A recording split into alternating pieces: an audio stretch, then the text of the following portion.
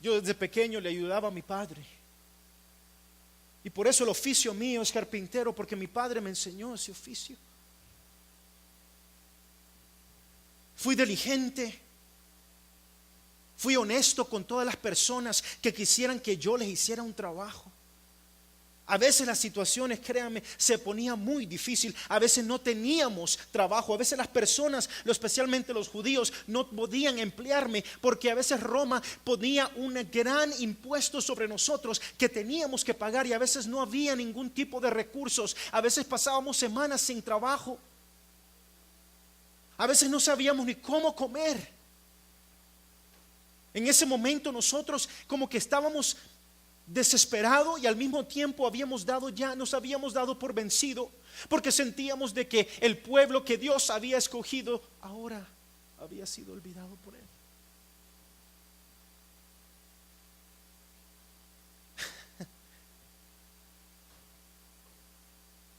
Así que yo hice mis planes. Mis padres me buscaron una buena doncella, una muchacha intachable, María. Ay, qué muchacha. Tenía el gozo, el anhelo de siempre hacer las cosas que Dios nos mandó a hacer. Esta muchacha era completamente hacendosa. Siempre llegaba a la sinagoga. Y mi padre me dijo, mira, esa es una buena muchacha. ¿Por qué no vamos a hablar con los padres de ella y vamos a plantearle la idea de que ustedes se casen?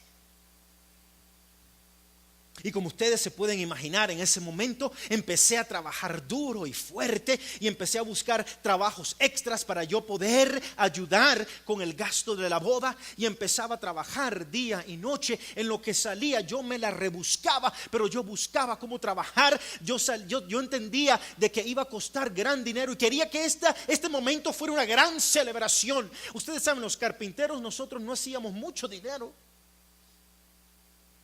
Así que yo me la tenía que jugar.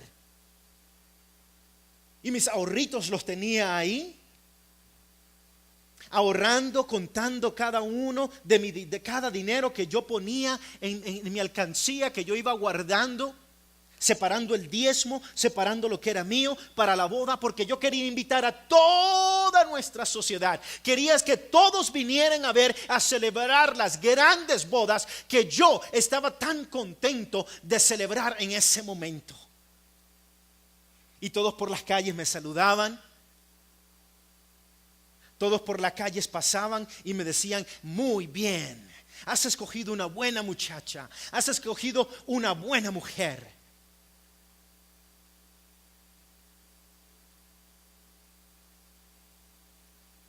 Pero llegó el momento cuando nosotros nos comprometimos. Y en nuestra cultura ustedes tienen que entender que cuando uno está comprometido, tiene que pasar un año separado, cada quien viviendo en sus casas, para comprobar la frialdad y la lealtad de cada uno hacia nosotros. Y en ese momento, cuando nosotros ya habíamos estado comprometidos, de repente María me viene con una noticia que desgarró mi alma, mi corazón. Yo no supe qué hacer, no entendía qué hacer. María me había dicho a mí de que ella iba a tener un bebé, de que ella tenía en su vientre la semilla, de que el ángel le había mencionado a ella. Pero ¿por qué el ángel no vino a mí primero? ¿Por qué el ángel a mí no me dijo qué es lo que iba a hacer? En ese momento yo no le creía a María. En ese momento mi vida se hizo pedazos.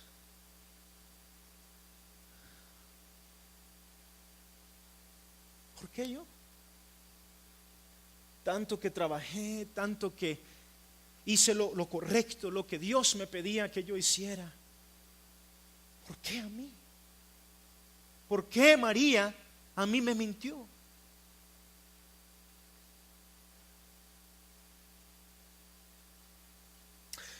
decidí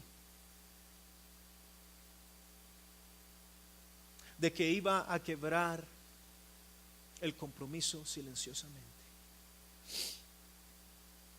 Yo me dije a mí mismo, María no tiene que estar sufriendo ni pasar por una pena pública. Simplemente yo voy a romper el compromiso. Le voy a decir a ella que se quede en su casa.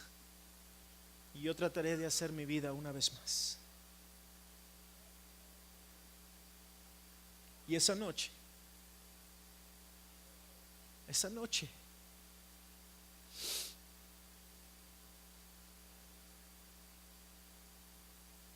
cuando yo llegué cansado y agotado a mi casa, los planes ya estaban listos. Yo hasta le iba a dar la parte que me respondía a mí para darle a mi esposa, se la iba a dar. Cansado llegué, puse mi cabeza en mi almohada y en ese instante llegó el ángel Gabriel en una visión. Me dijo de que no tuviese miedo de tomar a María como mi esposa, porque lo que venía en ella era el vientre, en el vientre de ella era la semilla del Espíritu Santo, que venía a nacer el Mesías que nosotros todos tanto esperábamos. En ese momento mi corazón saltó de alegría. En ese momento yo no pude entender, no, la matemática no daba, pero en ese momento yo sabía de que yo había estado en la presencia del mensajero de Dios. Y en ese momento él me dijo, no temas de tomar a María como tu esposa, no temas de estar allí con ella, porque lo que ella tiene viene siendo de Dios, la semilla del Espíritu Santo, y tú vas a ser el padre, porque le van a llamar Jesús, porque Él va a salvar al mundo de sus pecados. Y en ese momento me levanté sudando, me levanté completamente exaltado, emocionado. No entendía lo que había ocurrido en mí, pero ese en el momento yo sabía de que era lo correcto que hacer. Y en ese momento yo cambié mi actitud, yo cambié mi pensamiento, cambié mis planes. Y yo dije, voy a seguir adelante, porque yo siento de que en este momento el Señor me ha tomado a mí, me ha hablado a mí, me ha pedido a mí que yo sea el padre, que yo sea el padre del Salvador del mundo. Cuando nació nuestro bebé en el pesebre,